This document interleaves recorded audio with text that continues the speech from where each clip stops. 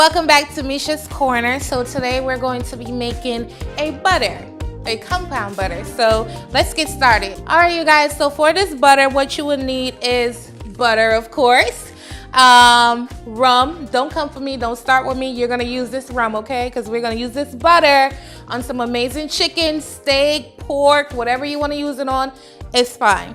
So you need some rum, and in this bowl I have cilantro, thyme, and a whole bowl of garlic. So this is a garlic rum compound butter, and I'm also gonna put a little bit of black pepper down in there. So yeah, open everything up and we're gonna add it to the food processor.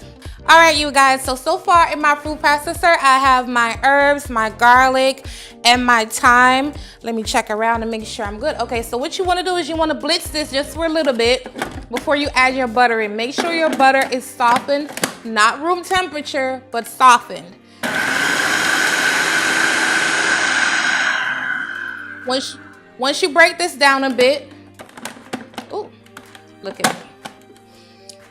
Y'all, don't y'all hate these food processors? They're always a hassle. But anyway, now you want to take your butter. You want to put your butter. I'm using 2 sticks of butter. Remember, all ingredient measurements will be in my description box. They will also be on my website. Okay, and make sure you use good butter. I'm using Kerrygold butter.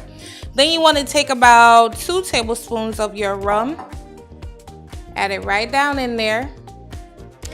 Someone's going to start with me, but listen. Just do what I'm telling y'all to do. Add your pepper. Add her back on.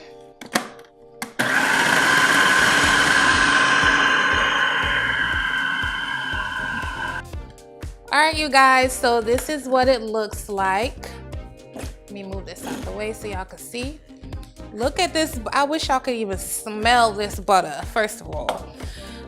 Basically, this is gonna be like when I sear down some salmon or some chicken, and you know, you just want that little extra. That's what I'm gonna. Let me see if I could get y'all a close up. Look at this butter. But yeah, so I'm gonna put it in my mason jar. You can put this wherever. I don't have any parchment paper currently, so the safest place for me is to put it in a mason jar and put it in the fridge. You can use this for up to a week. But y'all, if y'all are like me, this won't even last up to 2 weeks. Seriously. So, and that's it, y'all. Quick and easy. You want that little extra to your meat or your vegetables. Make this garlic rum butter. And I'll catch y'all later. Bye, y'all.